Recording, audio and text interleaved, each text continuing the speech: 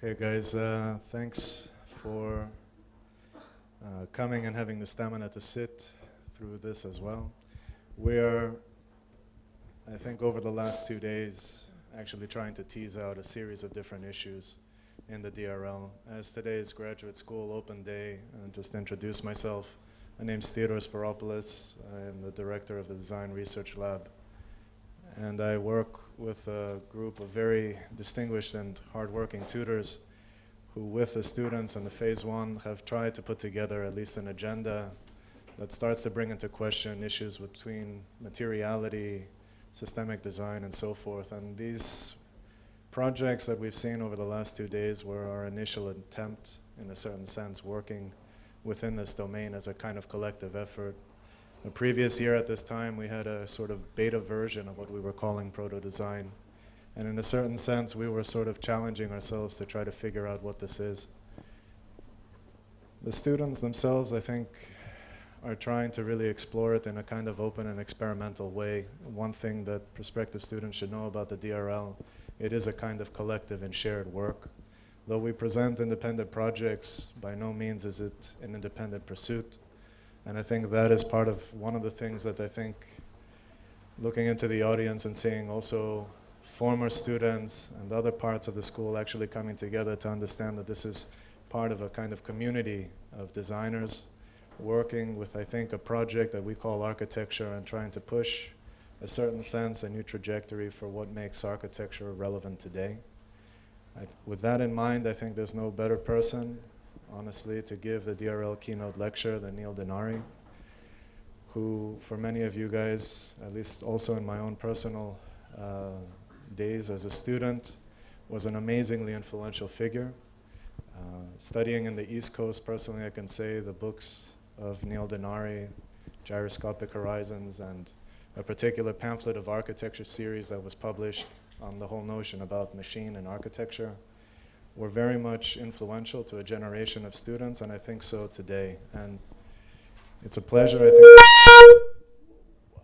it's a pleasure on behalf of the DRL to invite Neil back, who was telling me recently that he hasn't been back to the school since the days of Boyarsky. Just to situate that, it's about 20 years. And for an architect, honestly, I don't know if you would be comfortable with me saying a kind of radical and experimental architect.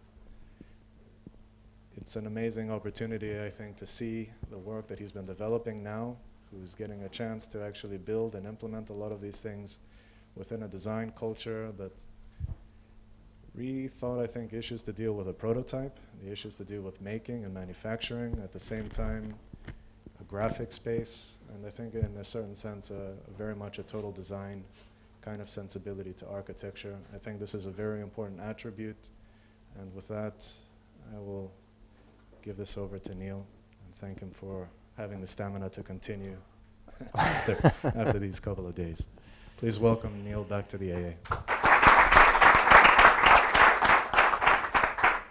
So Theo, thanks for inviting me. It's nice to be here after so long. Yeah, it was before Alvin died, half a year before he died, actually, and it's been that long. So it kind of marks 2 generations probably of people or more who've come through here. And congratulations to everybody today. It was amazing, great job. I want to congratulate the faculty too for, pushing the work. Great for me to see it sort of up close on the one hand. I don't want to waste any time. We have to get to the drinking. So let's go ahead and start. Is that light going to stay on, or can I dim that? Okay. This lecture actually is nice because it's coincidentally, I would say, we can compare it to the last 2 days. I practice differently than what's going on in the work here. There's a sensibility of, especially among the critics, of defining criteria for progress. Last project, trying to find a point at which it felt like it was breaking ground or had something new to say, which is a kind of a cultural ambition. In architecture, we invent problems when they don't exist because the fundamental nature of solving problems, especially on kind of pragmatic sense, never seems to fill up one's ambition. You know, it's almost as though modernism, which wanted to strip it all away and only get down to a one-to-one, we sort of realized that it wasn't enough. The pressure to succeed is another way, and succeed was a term that I heard, you know, today, is when in a project succeed. So the pressure to succeed comes internally from our peers and from who we speak to and how we establish criteria. This kind of last 8 years, when we were able to spend other people's money and build ideas, we were also under the duress to succeed within a market, which is a far more weird and strange world than succeeding within, let's say, a territory for where there is a safety net, and a safety net either is no pressure to execute, et cetera. I don't labor under it maybe the way some architects do, because if you want to know one thing about me is I'm super detail oriented and I'm super concrete. I don't operate in the world of impression for very long, despite the fact everything is underwritten by speculation. So at one level, to be able to make projects in this particular culture, it's kind of fun to see how you could entertain the rhetoric of experimentation in a culture that doesn't want you to experiment. It's a complete conundrum. Okay, Wim Krauw, he's a Dutch master, a graphic designer, one of the great figures of the 20th century, good friend of mine actually, and he invented the new alphabet in 1967. He said, with CRT screens, you know, low-res screens in airports, it's going to be hard to read type that has curving form in it, so we got to get rid of all the curves so you can actually read type in a low-res pixel world. He said, I see a problem, and I'm going to make a solution for it. Now, you can barely read that. It says precise form for an imprecise world. So Wim made this type, and of course, you're looking at it and going, it's illegible. So he essentially delivered an answer to a problem that didn't work under the conditions that actually the problem was set within. So it very quickly gets rejected or expectorated out of that condition and then essentially becomes form. And this font for me represents, it's the ultimate design reference for me, in that it's trying so hard to work, it's trying so hard to answer a problem, but the problem didn't really exist because resolution of screens actually accelerated much. He never implemented this, and so strangely, this type was used for Joy Division records and was rewritten in about 8 or 9 years ago. So it's actually lived on in a way and overcame its kind of limitation. It's interesting to think about architecture in the same fashion.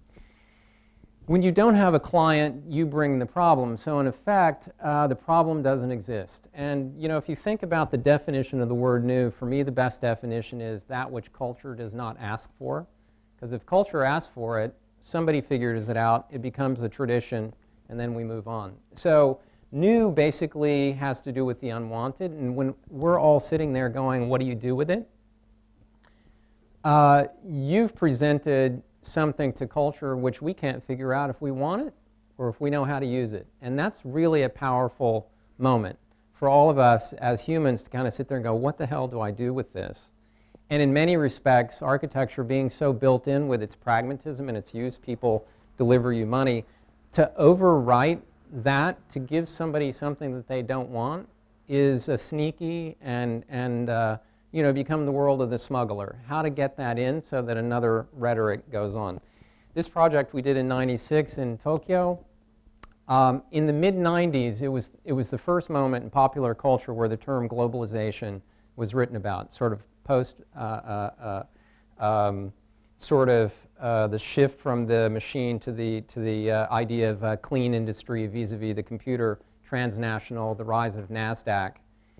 everything sounded the same, and the term the global, especially in its lament, said the world is going to become generic and the loss of the local. And I wanted to invent an architecture which was generic, but which could perform locally without changing its character, except how it was deployed. So one surface makes a floor. Of course, that's a built-in demand for architecture. The left-hand wall, it can only work on a kind of inessential sign form level, which is, that's the sign form for continuity. The body doesn't engage with that, costs more money to build it that way, but actually on an overcoded level, it has to be there. The partition in the back is doing what it's doing, which is essentially dividing the space into two, and then you have a piece of furniture in the form of a desk. So there's a conventional architectural program, floor. There's a furniture level piece, table. There's a partition level. And then there's the inessential project for which only I can deliver an argument that says the reason why we invented this surface was to respond to the nature of the generic voice of what was going on in technology, which was essentially about saying technology is for everyone and everywhere all the time. Instead of sort of having an ambivalent feeling about it, actually that was the motivation to invent this project. 10 years later at SciArc, where they give you a space, they give you $6,000 and you do whatever you want, and essentially it's a project about construction. And not actually knowing what to do, that hadn't been done before in this space with 2x4 and rope and things like that, and that's just kind of not my kind of modus operandi in a way. All we could do was then shift the problem to, let's say, finding a solution for how to deliver the maximum amount of light with the least amount of structural material. Just simply a question of maximization, and with all due respect to people like Dan Flavin in the art world and so forth. This was really a project about a kind of poetic phenomenon. In fact, we were arguing that light could become solid rather than a wave or a particle. It's neither one, and it's obviously not solid, but then we gave ourselves a problem to set out. So we made these bays with a, I would also say that the footprint to essentially have this thing stand on is the smallest footprint we could define. We have the least number of diagonals that go through the middle of it, and it's absolutely completely stiff. We use the ballast and the box of the light as a framing member, so we incorporate essentially structure and repeatable element. This was our essentially our 2x4 basically. And getting down to the way in which the ballast and the box are sort of shrink wrapping, that was a custom box that we could build. We ultimately had all of this donated with a company that we worked with. You know, somebody walked up to me when this project was constructed, a colleague of mine, and he said, "Neil, you're the most tasteful architect in Los Angeles." I said, what do you mean? He goes, I don't know why, but you care about everything. And of course I was shocked, and I said, "Don't you?" He goes, No, I don't, actually. So the sense of almost vulgarity of caring about, let's say, something as provisional as this kind of tells you how concrete we are, kind of how interested in precision we are. Yet at the same time, this is a super precise piece for something that works in an imprecise way, and that is the phenomena of light. We can't control it, we can't monitor it. Now, we got a series of projects in Tokyo and across Japan for a bank. Strange project just because this bank, MUFG Bank, is the biggest bank in the world, bigger than Citigroup and so forth. So the last thing you think is that a giant corporation will ask somebody to do a project that absolutely has to operate in a particular type of marketplace, pretty conservative type of institution. And at the outset, I'll kind of do the spoiler, which is all of the things that I'm going to tell you were not part of the solution to the project. but they were part of the solution to problems that didn't exist, for which obviously we were completely motivated by as architects. And the main thing that we were motivated by, and here you can read it in this facade, this is a retrofit of a two-story bank in Nagoya on their sort of Champs-Élysées Boulevard, is we wanted to sort of understand architecture in a way to begin to, I don't know, offer solutions to the problem of this. Architecture needs to operate more like a media. Post Facebook, post everything, architecture is in a kind of role where it either has to become a spectacle to be able to be noticed, or it takes a sort of background project. Now, that leaves a sort of a big middle ground as to how architecture can operate in a world of distraction. And, you know, this for me is one of the curious kinds of problems, because I don't do architecture to protect architecture. In other words, to craft it so well as a reminder to say that's architecture. I don't do architecture for that reason. I do it to make it more susceptible to its sort of role as a medium in our particular culture. And to do that, there's a whole series of, let's say, questions about visual perception, which may be at times very acute or minor. In this case, for instance, the screen at the top, which is obviously only an optical and graphic device, that's perforated out of 5mm steel. The lower bit, two vestibules, one that goes into an ATM hall, the one closest to you, and goes into an escalator hall, bifurcated essentially by a concrete column. What we're doing is basically playing a game with a sort of elastic surface where the robust nature of a giant column, which is about 3 meters deep, accentuated by LED lights that get smaller, a kind of radial collar which accentuates smoothness and sort of, let's say, accepts the body in a particular way. But you get the level of robustness and sort of depth. And the idea was to track that surface up to a world of immateriality of 5mm. Now, to build this, this is 5mm perforated steel. Everything that's opaque here is 3mm. So we actually had to do some 2mm rejigging in the subframe to get it to line up. These pieces are cast aluminum, sand cast aluminum. They're all slightly different. These two are the same. That one's different in terms of the radius. And this is all bent aluminum. So it's three different materials, or two different materials, two processes, all painted with the same kind of Kynar paint. So to actually engineer abstraction and engineer flushness, this is the sort of way in which problems, when you want to solve them, they also crop up very, very quickly and very deeply, as we saw today, in the issue of constructability. Now, inside, here's really where we invent the problems. And I don't know if the Trafalgar Square team is in here today, but you'll understand how much I sympathize on the one hand with your project. This is obviously the second floor, and this is a banking salon. There's no money being exchanged. You go up, have coffee, talk to people, hang out, talk about trusts, investments, inheritances, and so forth. So basically, it's like a club. And we didn't really design that plan. The plan was completely dictated by, you know, the logic of the program. X number of private offices, a reception desk. Here's the circulation counter. Here's the membrane between the public space and the bank. A series of columns which actually run right down the middle of the main sort of pathway or circulation space, problematizing that a little bit.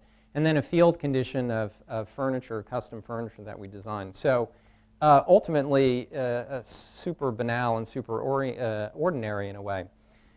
In interior design, that sort of leaves you to sort of explore the ceiling on the one hand. And the argument of the ceiling here is it's essentially, basically, I would say, the floor plan rendered in terms of use. In two ways. These figures in white drywall morph from a line into a field or more of a surface. It happens symmetrical around a column line, making an implied pattern. This has to do with the sedentary world, or the world of, let's say, the random, and this has to do with the idea of the directed, because you're not doing anything other than circulating between here and there. So the premise of the ceiling is two things. One, it's a sort of deep psychology of organized movement, and while we don't see this obviously as coercive, we see it simply as a kind of ambient condition which was trying to respond to one thing. And you can imagine what a bank would say to you: please make it very comfortable. We have elderly clients, they have a lot of money, that's your clientele, and you're sitting there thinking, no, these aren't, rock and rollers coming in here. They're not punk rockers. They're grandmas and grandpas and people who need to know that a bank produces a form of stability. Now here we are inventing a solution to a problem which for the bank didn't exist. And here's an image which essentially tries to argue about smoothness and linearity versus the field condition, and the morphology of the lighting obviously changes. In terms of using wood and white plaster, we never wanted to use wood because we felt like that was a capitulation to the nature of comfort. And we proposed every possible color but wood, and we were finally asked to never change the geometry, but you must use the texture mapping aspect of wood in Japan, because this is essential. That's 3M sticky back, which is how they apply wood veneer. So essentially we had a kind of concept of built-in texture mapping to the project. But what's going on a graphic level is that the white soffit never really gets into an area where there's tight curvature, and the tight curvature only happens within the wood field. So this is a little bit like the linearity of something like an Ad Reinhardt painting versus the softness of a Mark Rothko painting. And what we were searching for was an ambiguous way that the light plays off of the material so that you can't really read the radii very well, but you can read the liminal condition between, let's say, the big pattern and the ceiling. The other thing is that since you never walk on the axis of the columns, a symmetrical world reads as completely wild and asymmetrical, yet it's disciplined by repetition. This is a subsequent project in Ginza. By the way, I should say that the previous project was the second bank in a series. The first bank was a kind of halfway project. We were given a certain amount of latitude in the middle of Tokyo. Within 6 months, the bank increased its business by 100%.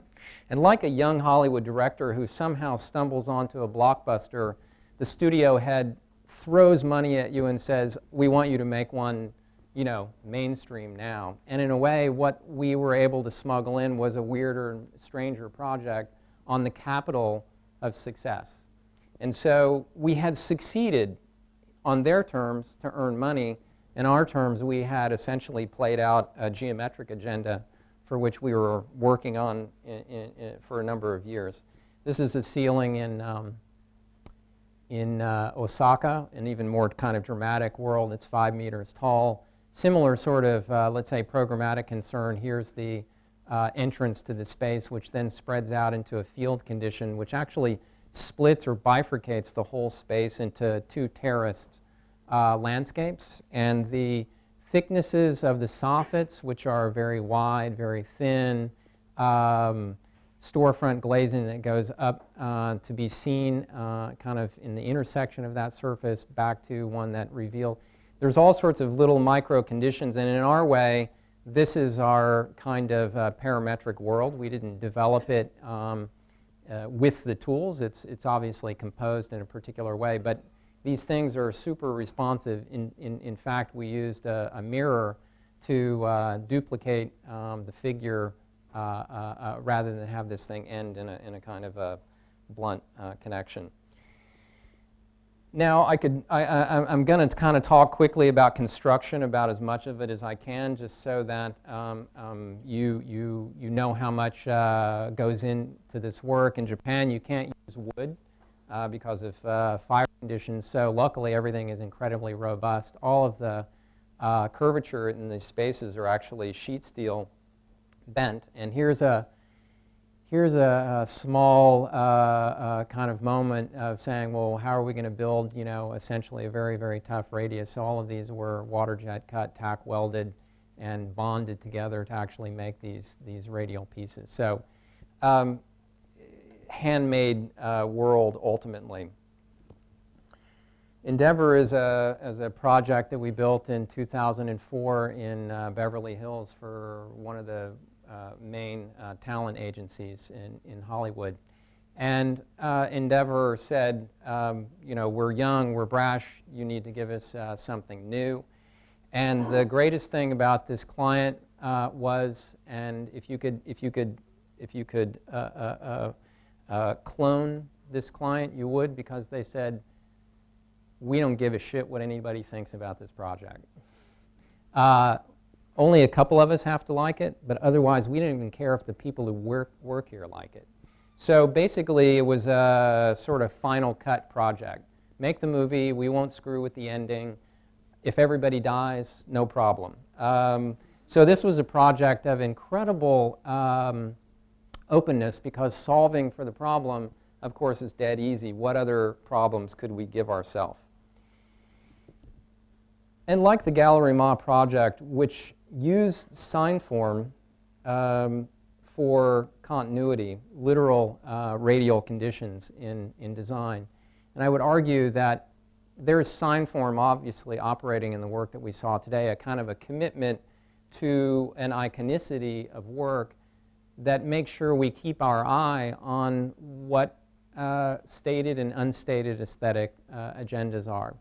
And you can only state them, let's say in our case, within that particular type of realm, except that a number of things are going on. So this is a mix of problems for which we did a 54-foot long facade. It's the only theater space of any kind with a studio or talent agency with any kind of public expression in all of Los Angeles. So it was a billboard essentially for them.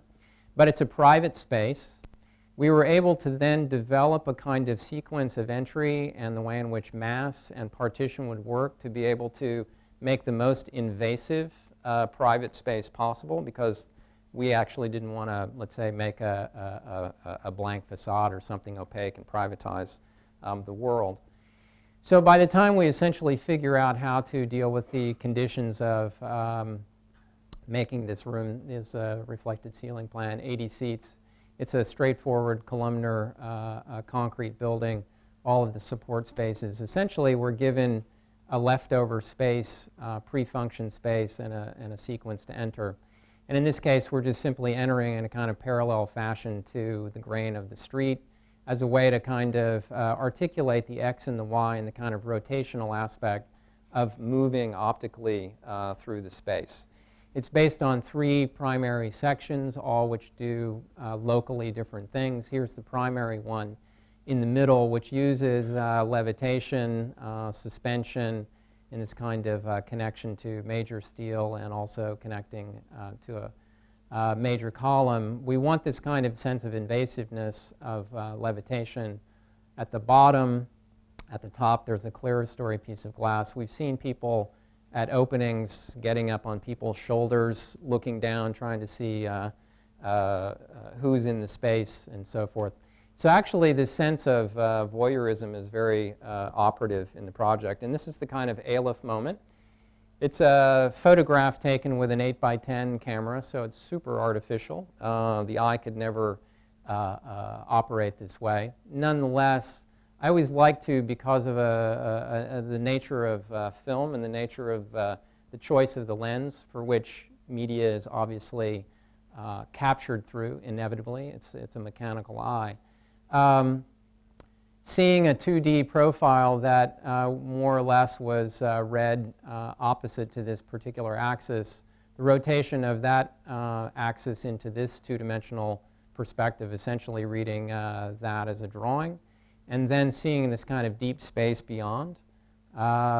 This project is a relationship between the nature of a kind of radiality, a kind of sense of rotational space, and a kind of form of flatness that, you know, for the most part, I guess, talks about the relationship between the 2D and the 3D, or what I call stop action, in the world of the fixity of that, for which it's almost like an analytical moment in relation to a kind of a deep, problematic, action-based space.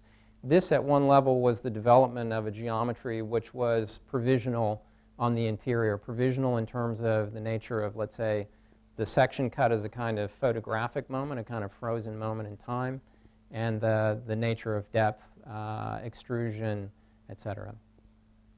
So we're giving ourselves these problems to try to operate with. Our clients were obviously sort of accepting of it on the one hand, even though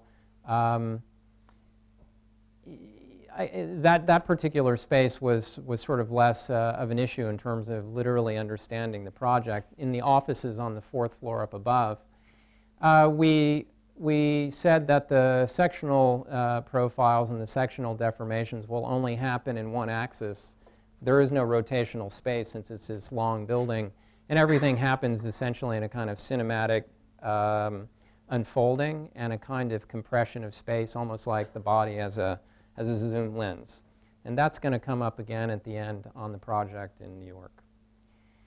Now, some projects, you don't actually need to make up any problems to solve. Sometimes all the raw material is there, and we don't default to a kind of form of modernism of saying all we need to do is take care of what presents itself.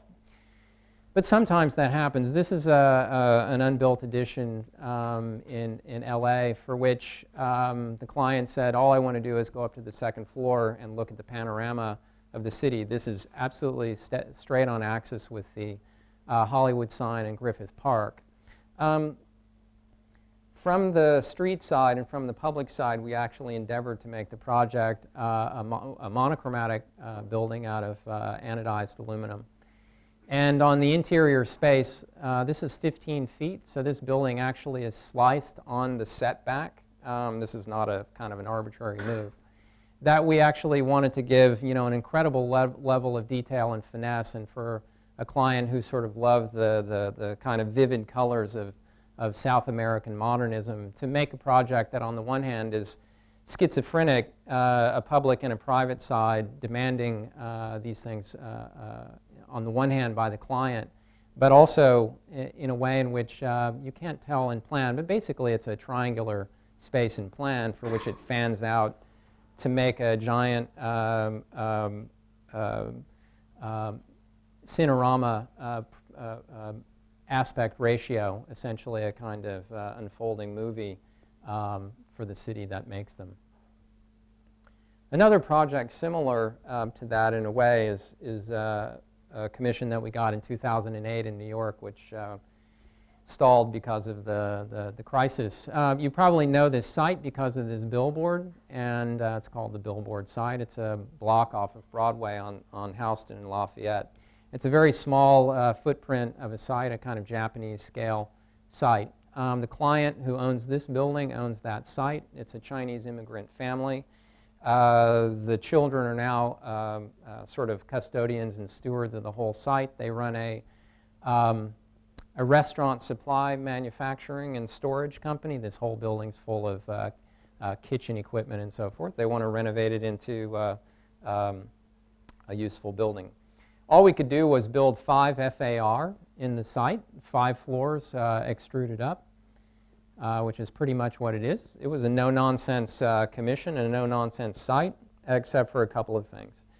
One, they said you've got to keep the billboard because that's $600,000 a year in revenue, and if we don't keep it, then forever that income is gone. And the way we saw it is if they just built the building and didn't even rent it, they could still make money because of that income. And through sticky back technology, of course, we can put the billboard right on the glazing because it's all flush. Take it off, put it on again. That's pretty easy. It also allows us to make a brise soleil because this is facing directly south. And we have one problem right here, which is the entrance to the F train, which is actually on their site, which, as you can see, quite obviously means we have to get out of the way. So we have a built-in answer to the problem of the corner, which is to lose the least amount of space on the ground floor. It's a building about economic return. And we just choose to do it in a particularly stylized way with black anodized aluminum, clear finish anodized aluminum. All we're trying to do is just make sure that that slightly weird bevel at the top can kind of track to the bottom of the building, and then repeat, but not symmetrically, on the other side. The fact that this is 18 feet floor to floor makes that world right there seem odd and quite strange and quite weird, and we didn't bring any problems because they were all there. We were given this commission because of HL23. We suddenly in New York became the experts at dealing with weird sites, things that had to get out of the way, small footprint buildings. It was not a niche market I wasn't uninterested in, that's for sure. So this particular condition, we can say, designed itself, let's say maintained by the idea that the kind of straightforward expediency of the curtain wall, this is not a custom curtain wall, would be, let's say, challenged by the difficulty of how to resolve the framing of the steel in these sloping walls. This is what I call a high economy project, and one for which stuff becomes incredibly believable, like, I see, that's how it works, that's how you arrive there. And I never feel so good about projects like this, which sort of are so convincing in and of themselves. I would rather convince you that I'm solving problems that don't exist. That's more fun in architecture. I would rather leverage arguments about things which are spurious and debatable and problematic, which is what I think was going on here today. If you couldn't say what it was for, to me it was a suspension of the automatic nature of solving for a problem that already exists. Here's some views of, there's the stair, which is a suspended stair with a stainless steel railing. This is a competition we did earlier this year. You know, the last 2 years have been difficult for commissions, and so we have done a couple competitions. I haven't done many in the last couple of years, and this one was quite interesting to do. This is for Maribor, for their main sort of civic art center on a site on the river that cuts through the city.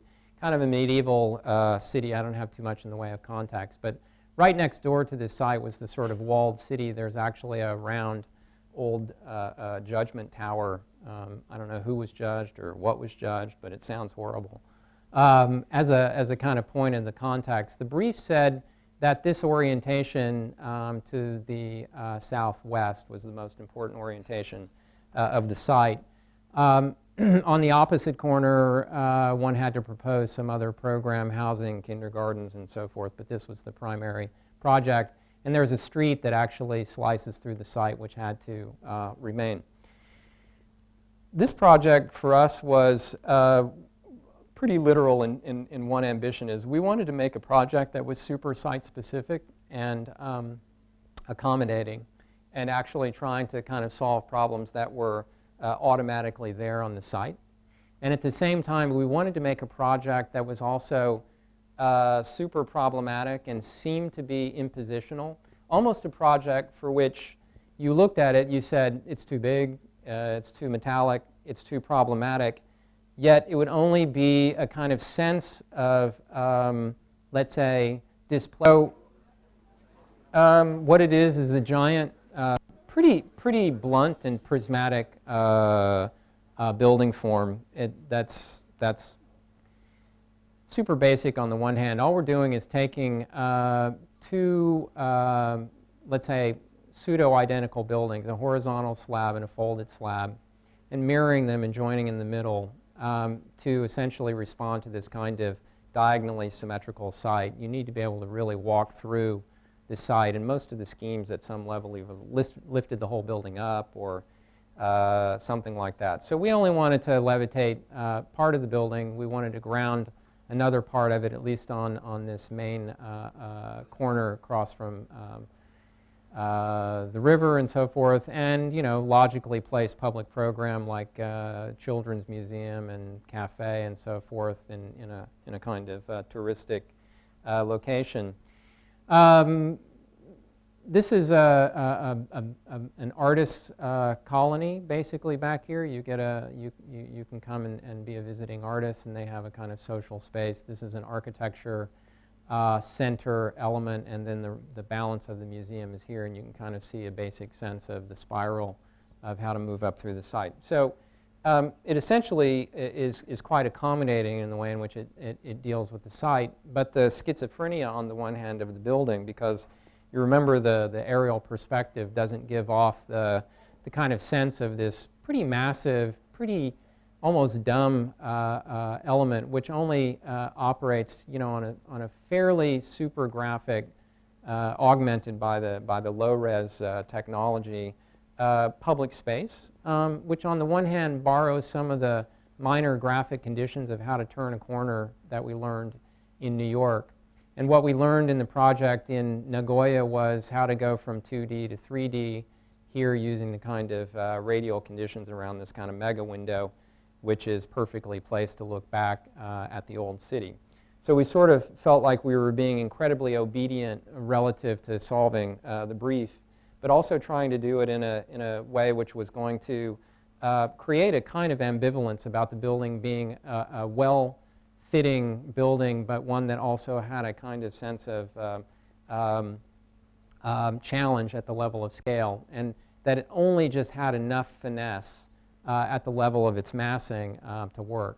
So the building actually is a giant solid for which there's a number of kind of local and graphic events, primarily articulated by 3 large skylights, 2 of which make big voids for circulation, which cut across a main truss through the middle of the building, and a hole in the building that essentially receives an escalator that goes from a mid-level lobby that you see here. You enter obviously down on grade, make your way up to this kind of soffit of this kind of diagonal space with 2 choices, one to go up into this slab where the exhibition spaces begin, or up here. So, in many respects, slicing through this kind of giant primitive, when we do it with a kind of torque surface, because we've got to allow a terrace for the cafe to essentially have a kind of headroom, you go from 3.5 meters headroom here to about 12 or 15 meters headroom here. So the play of ergonomics that we learned in Japan about compression and so forth, and a particular type of scale we're employing here. And the kind of high contrast condition of this serrated, perforated aluminum, which deeply articulates a kind of agitated world of movement, is meant to operate at a deeply texturally high contrasting kind of emotion to the rest of the building. And there's the view from the kind of private side of the building, and the interaction here between a kind of almost domestic world, the levitating galleries, minor ways of dealing with turning the corner, and again a kind of commitment to the radiality of a surface that goes from 5 millimeters to a kind of conceptual depth of 1 meter. There's the plan, these voids which migrate across this kind of demising line in a nearly mirrored building. And what was a void, obviously, in a very, very simple turn the glove inside out, becomes an object within the grain and the field of the exhibition spaces. This is the frit glazing wrapping the perforated aluminum. And finally, the void at the back of the building, which is a combination of a void that moves through the building to the plaza below, and also a void that allows a kind of membrane interface between artists, the public, and the museum goers. For a project that we were working on in China for a small shopping center, we wanted to just see what we could do a little bit further with very simple developable surfaces. You know, the project in Gallery Ma, the green surface project, the development of that geometry, which was just simply extruded cylinders and flat sheet, was trying to generate a highly buildable, highly economical formal language which would, again, send the eye into the impression that it had a higher degree of complexity than it really was.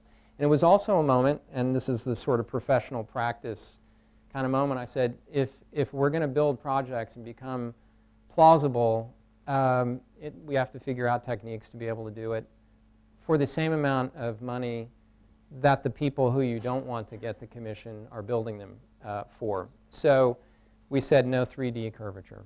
And although we had local 3D curvature in the banks, we were able to pull that off because of the craft and the budget that we had for those projects. So simply dealing with surfaces for which we can use sheet material to dramatize and maximize effect is really just continuing a problem of geometry on the one hand. And we decided only to investigate things in bead blasted aluminum because all of the issues of fall off in terms of light, hot spots, reflectivity, we saw that, you know, we could use the car industry as the best way to kind of see the empirical relationship between what happens in the fall off of a crease on a white car versus a black car versus a red car and a green car.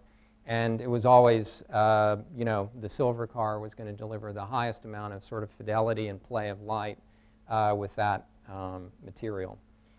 So these are explorations, and this is the final scheme.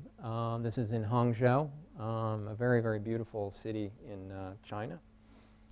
And we were dealing essentially with a repetitive condition in every one of these explorations because it was the only way in which we could actually generate a kind of complexity within a consistency that we could imagine prefabricating elements and building them. So that essentially governed the language. All of these windows are all the same, so they would be prefabricated slumped glass assemblies that fit into this facade. Now, this is a house we're working on in Pacific Palisades in Los Angeles, and in many respects, the geometric premise of the developable surface comes into play in a curious way in this particular project. And we're right in the middle of design. Actually, we're in early stages of design, and early stages of design means that we build tons and tons of digital models that are actually fleshed out very deeply. Remember I said I'm very concrete. We don't build cardboard models, and we hardly build anything that doesn't have a level of intensity to it, even if we're going to push delete the next day. The program is a house for a family of 5. There's a home office and a yoga studio in the front of the building. There's the requisite swimming pool. There's a reasonably good view to the east. This is the south facade, and most of the private spaces are on the 3rd floor, and public space migrates between the 2nd and 1st floor. So programmatically conventional. And here's the sort of well-known kind of holy grail project for new architecture in many respects, especially vis-a-vis clients. We're lucky to have this project because most people in the entertainment business just want to buy a Neutra house out of the sense of the romantic, out of the sense of the sustainable. And it's a problem because mid-century modernism is now an albatross for Los Angeles. It's an albatross in many respects that's preventing a certain amount of development of new work. And you know, you see a project like this, and for most people it's like, hey, what could be better than this? The architect, Pierre Koenig, if he were still alive, would say, why should I do anything else? I've got columns, I've got beams, I have a rational system. Mies said, just let the terrain become the facade, et cetera, et cetera. And in many respects, this is what we're up against, but yet we have a pretty unique client, because while we have to have some of the same, we want to have some of the same type of basic conditions and connections of living outside, because that's why this project is sort of phenomenal. A number of things sort of transform in this project. Number one, there's no diagonals in this, and that's not if you were to build this today, all of these would be moment connections for which these columns would be pretty massive. The beams would be deeper, and you'd have a lot of welding and bolts just to be able to kind of get rid of the diagonal and make a glass building. Fortunately, our client said, well, I don't want it to be that transparent. We want actual opacity in the house, but of course we want the idea of living inside and outside. So the nature of opacity is sort of good because it allows for shear on the one hand, but if in this case you want the house to sort of levitate, then we have a problem of reverse engineering the structure back to a kind of level of simplicity, let's say. Now these are a whole series of versions of the house for which the nature of opacity, which is quite obvious even in the nature of the southern facade, where dealing with and controlling the light is in relation to controlling views, in this case spaces that look to the east versus to the west and so forth. We are endeavoring to do one thing, though, with the project on a kind of massing and geometric level, and that is to shape a window within a bigger figure that has the appearances, in a way, of a window, but of course it's not. And in that sense, we are trying to graphically sort of break down the nature of mass and opacity in the project, if only at the level of local geometry, and still sort of remain consistent with the client's ambition to sort of govern views and localize views and so forth. And these are a whole series of Now, the curious thing about the project is all of this stuff doesn't generate poché, let's say like Ronchamp. Everything that you see is a kind of WYSIWYG project. Whatever you see pushed in on the outside is going to be pushed out on the inside. And part of the reason why we can do that, number one, is the house is actually fairly large. And unlike, let's say, a Japanese house where you'd be micromanaging every inch, we're dealing in a level of excess that I've never dealt with before in a project, for which the position in space of where this glass line is, we can afford for it to be, 2 feet out from the wall, because it's literally not going to have furniture pressed up against it. So the project is about anti-poché, and it's a WYSIWYG project. In that sense, it's a kind of a weird modernist thing. And yet, on a structural level, we're being compromised very, very deeply, and that is the fact that all of these openings, and basically if you go back, the glass is not on the main line of the structure, and neither are these surround geometries. So actually that's the framed opening in the project, and they're very, very large, and they're very, very weird. And in that sense, let's say in a wall like this, we actually don't have enough wall to produce a shear condition. And so typically this would have to be framed out in fairly heavy steel to make a moment frame, because we don't get any lateral rigidity because the wall isn't in the same plane as the structure. So we want to produce this kind of graphic effect, and basically it's becoming a problem. And it's a problem only in one way, and it's the problem of money. It's not a problem for how to build it, because we're proposing that this wall section, where we learned a lot about construction in Japan recently, a lot of the Sejima projects are like a 10 millimeter steel sheet, 30 millimeters of very expensive insulation, and then drywall on the inside. So you get a 45 millimeter thick wall. And we need to actually have an incredibly thin profile here so that essentially we're not getting into kind of ugly and fat profiles around this glass that make it a problem. We're also trying to have the engineer work out ways in which, if we build it in steel plate, for which we can obviously roll and bend and continuously weld, that these become essentially a structural element that help us with shear in the project. So we're trying to overcome the inherent problem, solve it on a kind of material level, and try to sort of stay within the budget in a way, because dealing with that kind of technology is actually a little bit easier than heavy steel at the kind of framed element level. Now, I show you this image sort of shockingly because I typically don't I talk about some sources when they've been processed and when they're sort of conceptual, but this image of a piece in a collection by Alexander McQueen from 2009 is pretty compelling to me, and there's a couple of other references that go along with this. But there's our window right there, and there's the surround of the window. And it's just so brilliant, number one, because that is an incredibly controlled figure, and it was, you know, it had to be almost like drafted onto the face. It's incredibly powerful. And then number two, all of the ways in which this piece, you know, very, very clearly sort of goes from a zero radius to, you know, 20 centimeters, et cetera, in this kind of sheet. It's started to work, you know, in a couple of schemes almost dead literally. But the relationship between the window figure and the surround, by the way, on top of the stainless, on top of the white painted steel, we would be proposing essentially a screen of perforated silver aluminum, totally redundant, totally graphic, totally at the level of excess and expense, but the project wouldn't read like the McQueen project if it were white on white.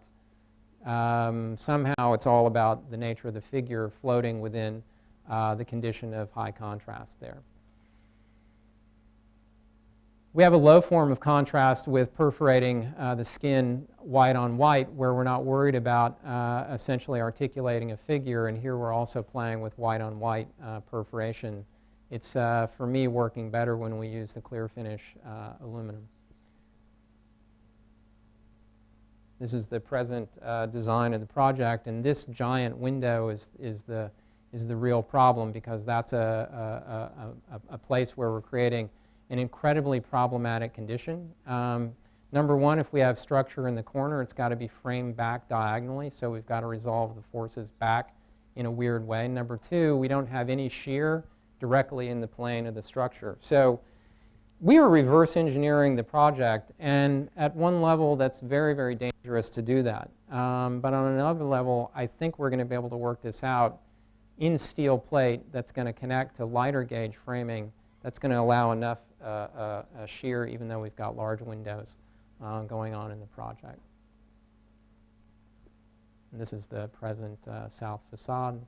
There's an outdoor exterior space for yoga.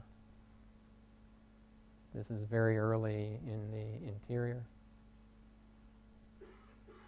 And different propositions about the relationship between the public space on the second floor and the master bedroom on the third floor.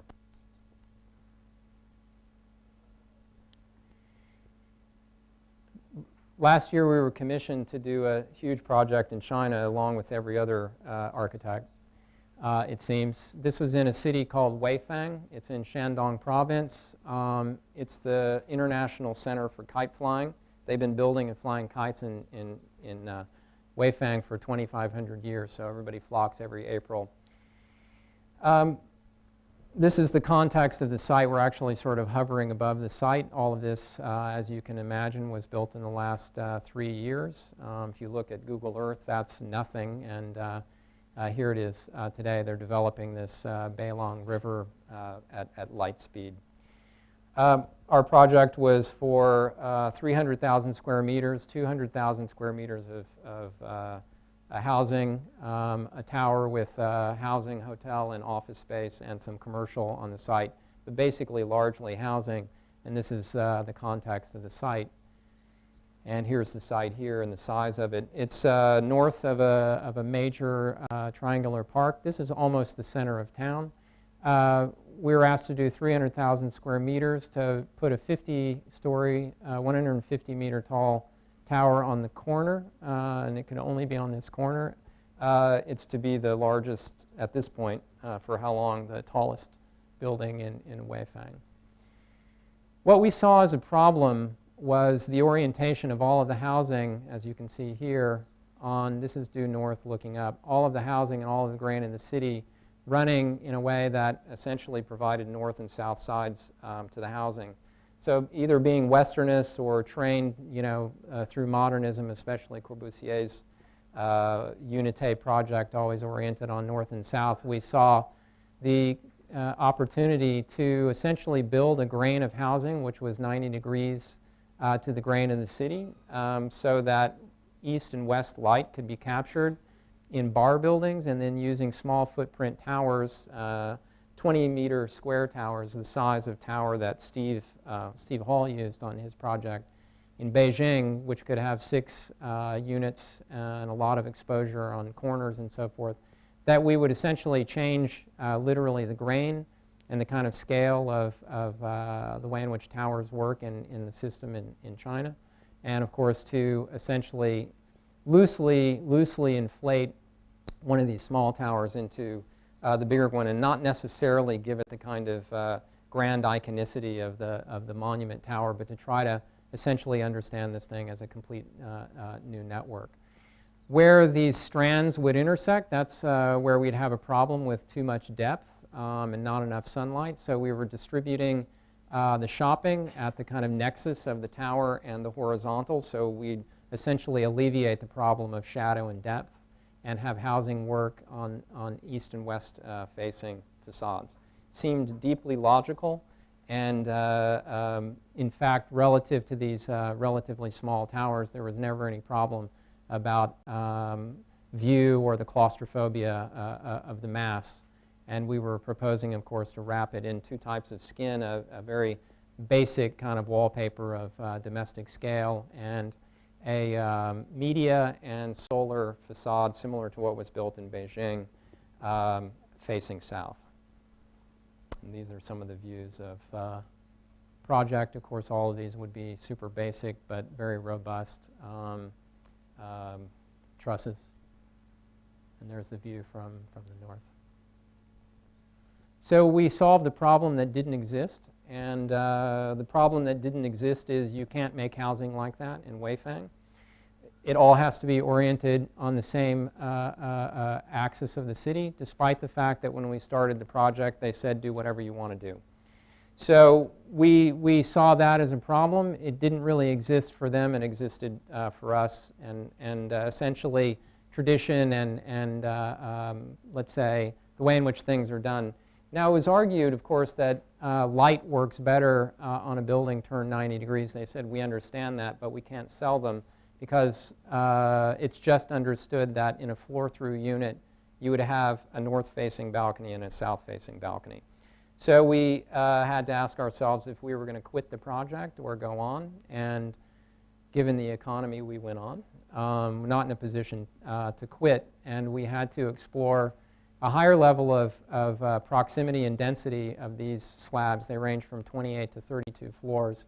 Here's the 50-story stand-in tower, 7,000 cars underneath. And of course, the sort of landscape condition in this world is the real wild card. Making a perforated slab building is not that hard to do. It's sort of a question of finesse and technique. So essentially, this world is going to be the world that we would imagine as being the fault line of the pressure to succeed in this project. What is life like in this world of 300,000 square meters? This is shopping and office space, which sort of literally crashes into these towers. Chinese love water. You must make plazas, water plazas. There's the latest developments in the prototypical slab building.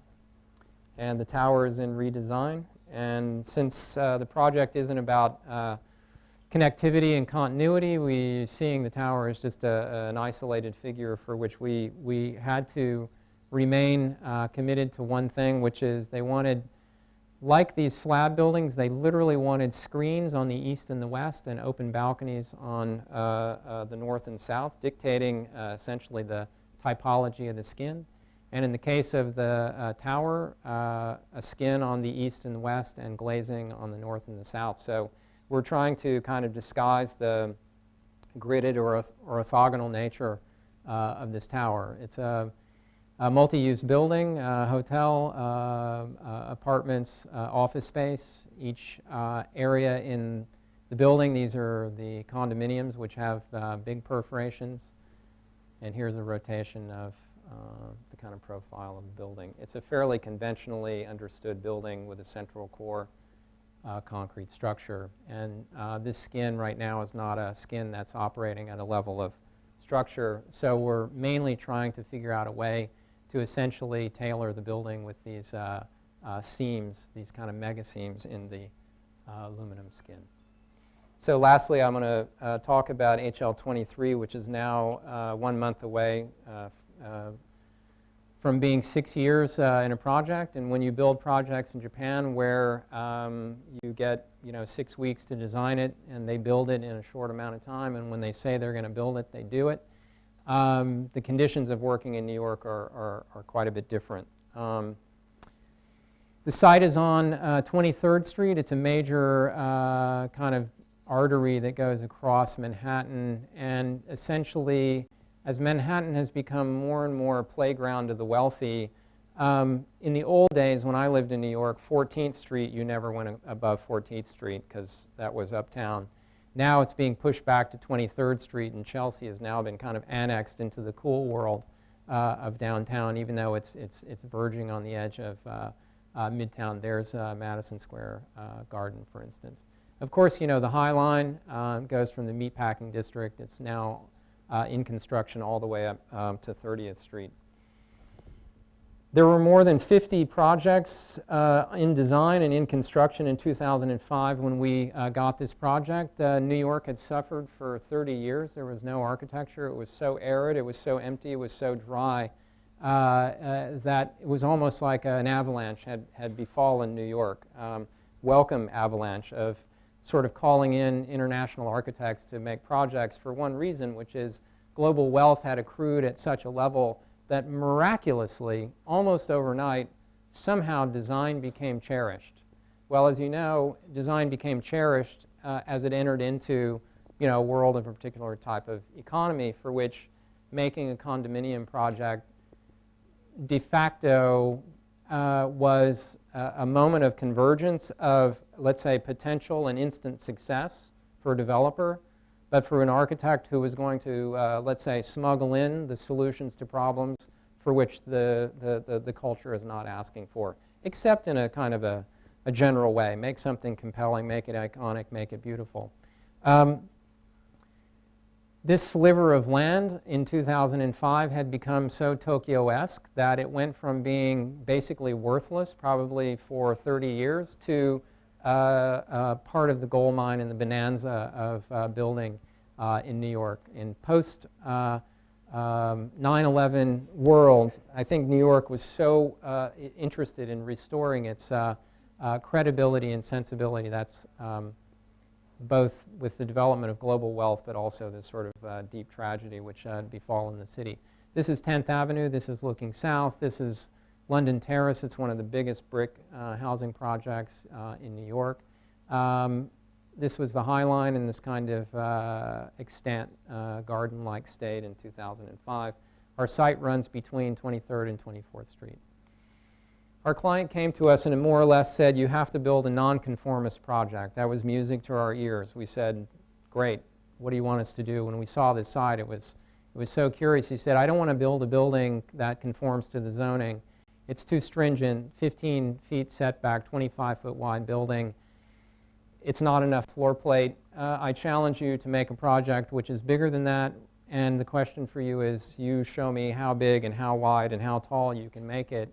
And if city planning approves it, and the economy is still working, then we'll build it. But it became a curious site in the sense that we didn't know we were building a monument, even though it was really what was being asked for. And I say that with respect to the site. I would say it with respect to the conditions of the time. Here's a picture of the bathtub that we were dealing with, the Hudson River and water table is very, very problematic in Manhattan. So in many respects, the project, which had to go through a year of city planning and asked for 7 exceptions to the zoning and the setback to the site, was this nonconformist project, which was accepted out of a kind of above-board rationale for its lack of negative impact in the site. In other words, we proved that there was no excess shadow problems. We proved that the view of this new penthouse, which is above the height limit, wouldn't be so invasive, et cetera, et cetera.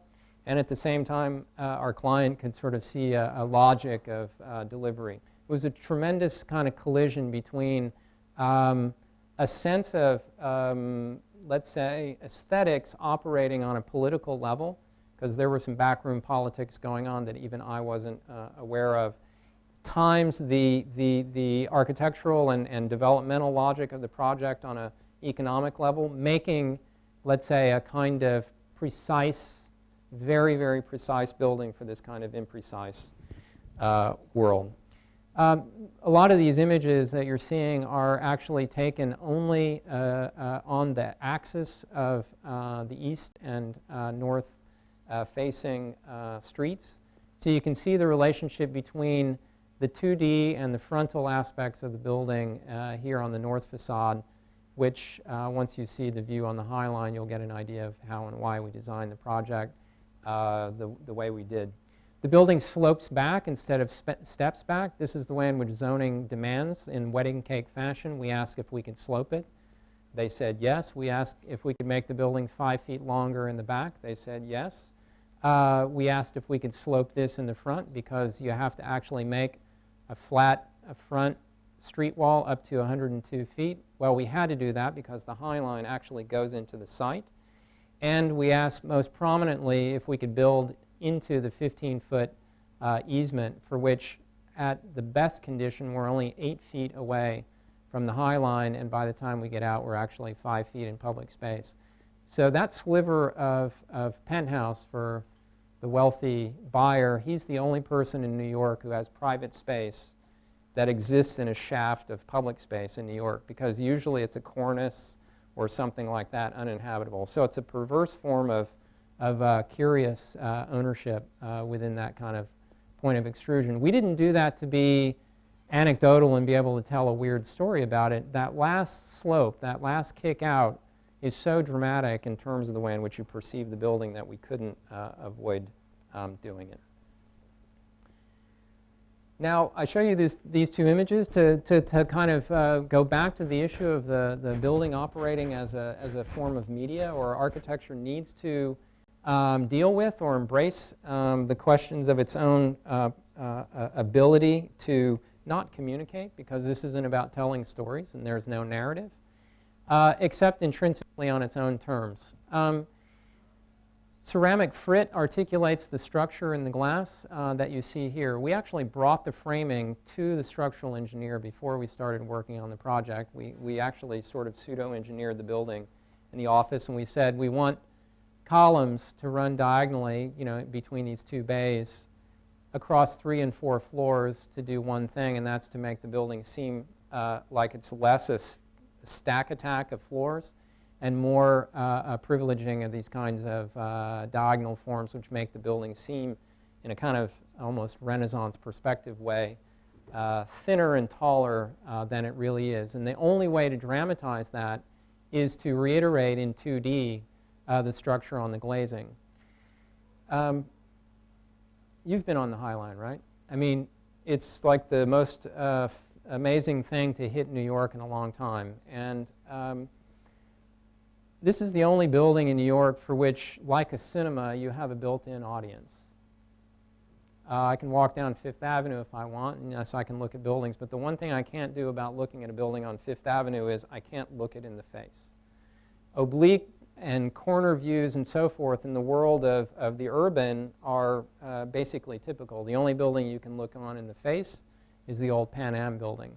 So we have a premise of complete artificiality where we have a captive audience almost like cinema, except instead of a camera zooming in and bringing something closer to the fixed body, the building operates in the kind of the world of the fixity, and you operate essentially as a kind of zoom lens, for which thinking about the building in terms of its frontal view in relation to its kind of dynamic three-dimensional view, which of course you get when you're moving on this park, is essentially the found nature of solving problems. This is the steel frame. And the views as of about a couple months ago. So from 30th Street on the north facade, you can see the frit and you can read the structure. From 17th Street, you can read the frit. And this has been a kind of fault line of controversy among everybody who I talk with, who very clearly shows their colors when they say, why do you need the decal on the building? I mean, you have the structure, and that's pretty honest. And I said, I only use honesty when it helps me, and in this case, it didn't.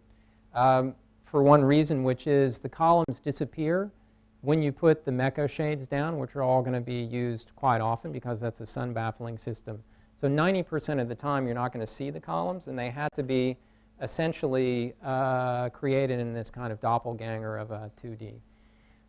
Structure is the main issue here, a big core on the western party wall, and we're trying to get rid of all the columns within the field of the space. So basically it works mostly on the perimeter. There's actually one column floating in the middle of the building. This is a map showing you where everything on the building came from, and this is still going to be a LEED Gold rated building. So the LEED points for getting things from within 500 miles of the site just didn't work in this case because we were building an exotic building. So glass came from China because of basically all of these points in the world are either based on one of two issues. These are the cheapest places to do the major components of the building. And in Italy, as you can imagine, they weren't the cheapest, but they were the best. The steel frame came from Montreal. We worked with and modeled everything on the building with the steel fabricator and worked pretty closely. We had a very, very clear relationship between the way in which the setting out position of the steel relative, let's say, to the finish envelope was something that we have to control quite closely in the project, and that became an issue for us later on. Prefabricated shear walls that get dropped in and start making the core. And the building is a curious kind of relationship between the steel frame, which is actually very, very light, very thin floor packages, and a curtain wall which spans from floor to floor. And there you see the relationship between the frit, the 8-inch steel pipes, the pin connections, and the glazing. This is a redundant but very important piece of steel behind this project. Behind the curtain wall, and I'll talk about it. It's a spreader beam, and it has a very specific and unique purpose. This is the atlas of all of the mega panels, which were delivered from China. And this is the factory. And it's the factory is the moment where you realize the project is handmade. Digital information is one thing, but obviously there are craftspeople. In this case, it's a factory, but robots didn't weld these steel frames. Humans welded the steel frames. They cut everything. They had to deal with it in a very, very kind of hands-on way.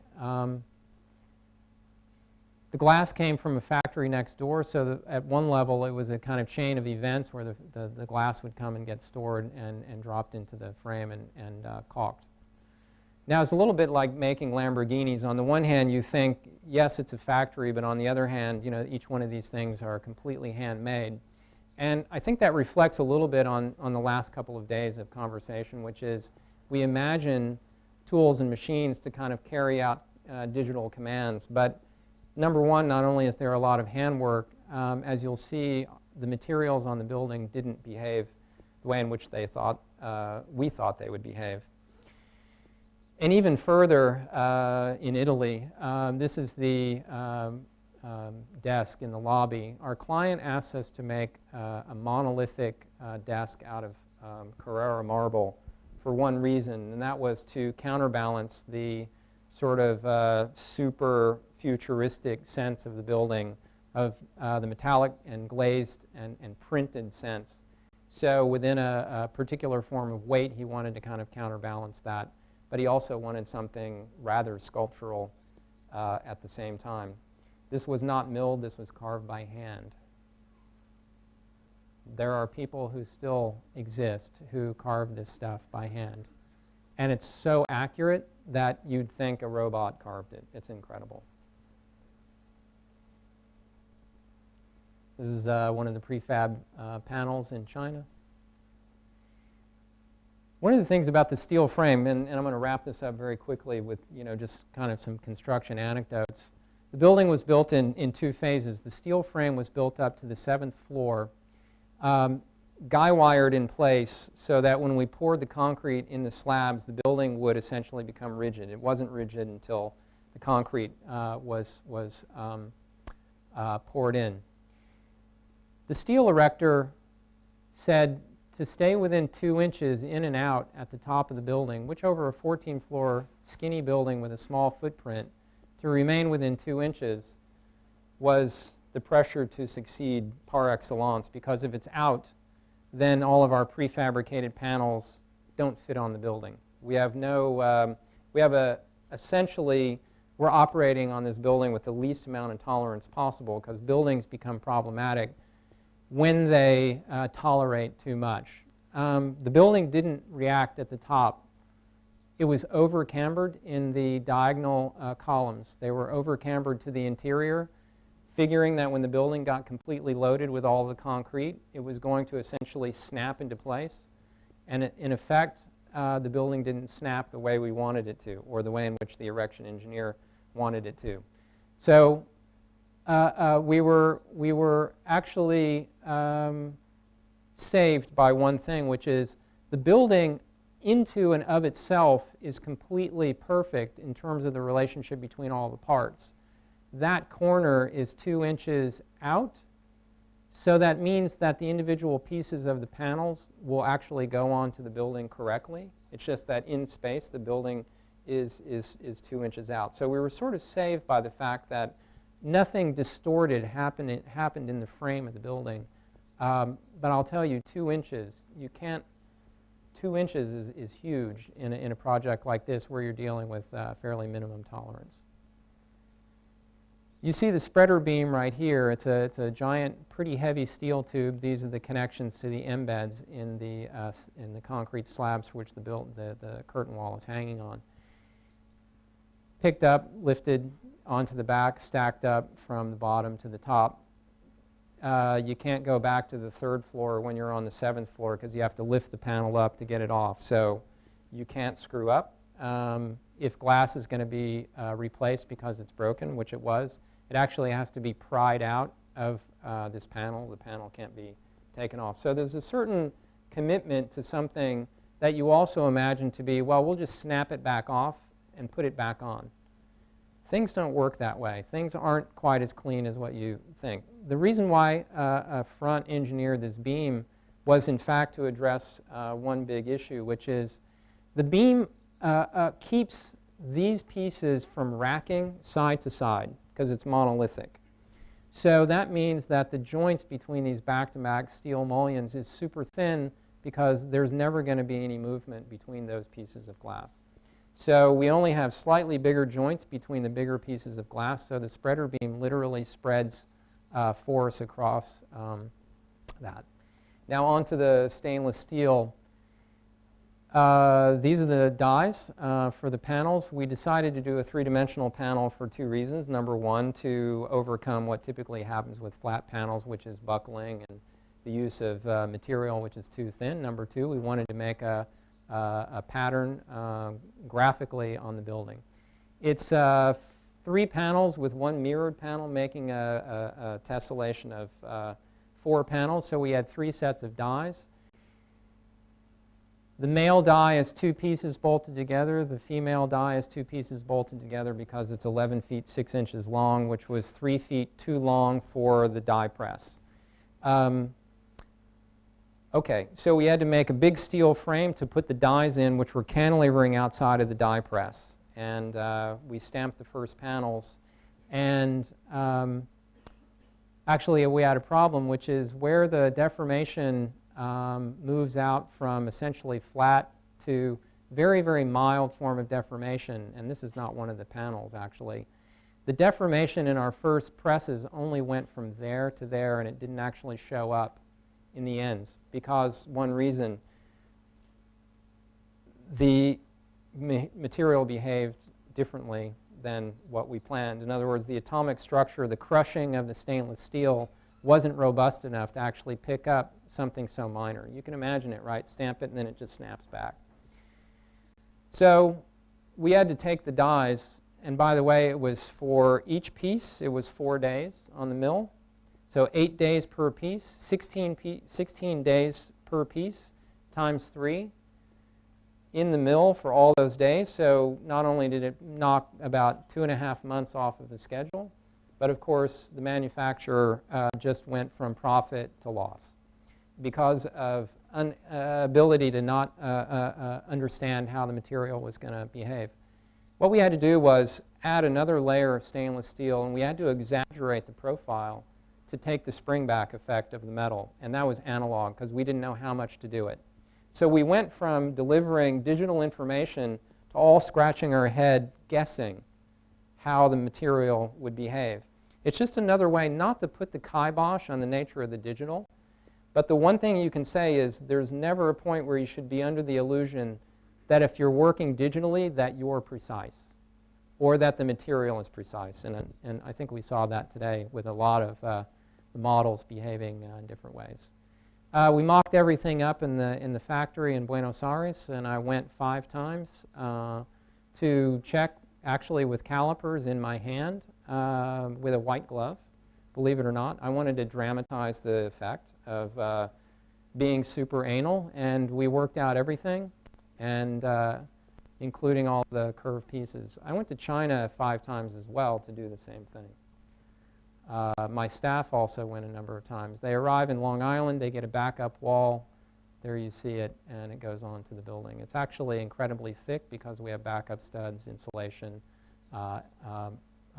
backup purlins, and bead-blasted stainless steel. Now, curiously, we wanted to investigate the same construction. This is a very painful competition that we lost this year for 1 million square meters of housing outside of St. Petersburg, middle-class suburban housing for 45,000 people, ground up, brand new by a crazy developer who's already built next door housing for 30,000. Folded aluminum mega panels, and the same thing here. Painted and anodized. We only said that we weren't going to do rectangular windows on housing that was otherwise incredibly straightforward. For a horizontal grain, vertical grain of folded panels that are 10 meters long with prefabricated windows in them. And even on the lower end with a prefabricated debossed concrete version. So unfortunately we came in second on this. But back to the project, we could realize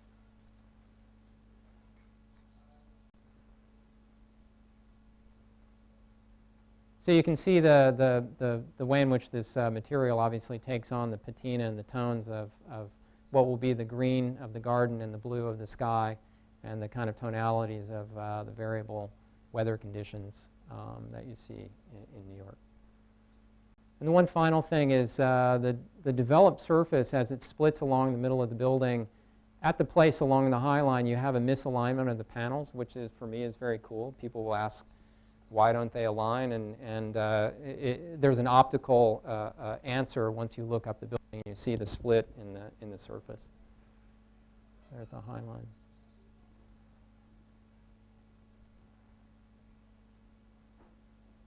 Thank you very much.